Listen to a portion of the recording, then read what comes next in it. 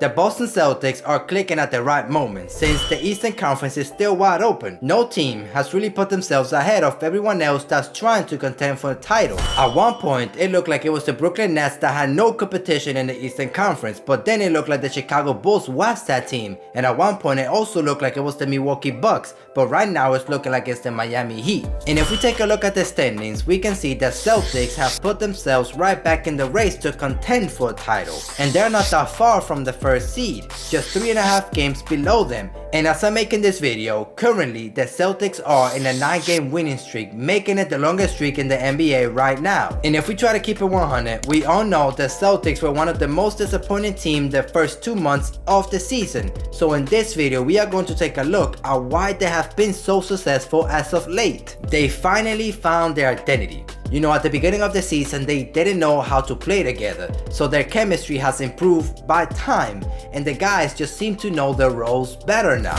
Like for example, we all knew what Jayson Tatum and Jaylen Brown could bring to the table. For instance, Jayson Tatum is a great one-on-one player and one of the most prolific scorers in the league.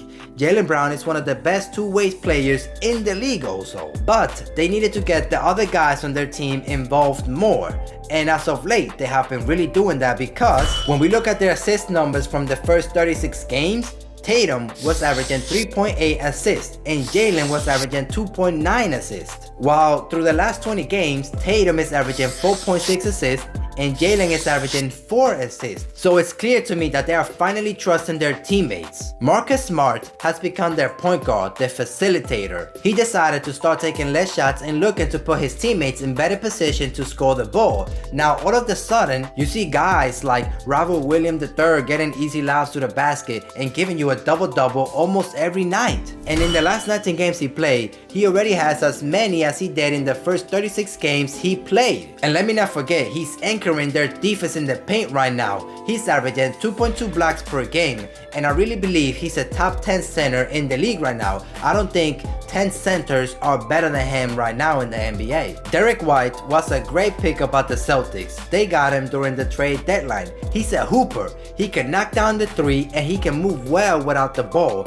Till now, he only played 3 games, but he has given them quality minutes off the bench, and they should keep him coming off the bench, because every team trying to contend for a title needs that 6th man that come off the bench to give them that spark. And let me not forget, he's an elite defender, and I really believe him and Marcus Smart are arguably the best defensive backcourt in the entire NBA. The Celtics really changed after they blew a 25-point lead to the Knicks, all because Evan Fournier couldn't miss in the 4th quarter. The Celtics eventually lost that game by a game-winning shot from RJ Barrett. 2 days later, the Celtics played them again and made sure that the Knicks did not make a comeback again, holding them to just 75 points, and you can see since then they only lost 4 games and have won 16 games. And like I already mentioned, they are currently in a 9-game winning streak, and through the last 4 games they have beaten some really decent teams. But the main reason they're winning so many games is because their defense has been spectacular.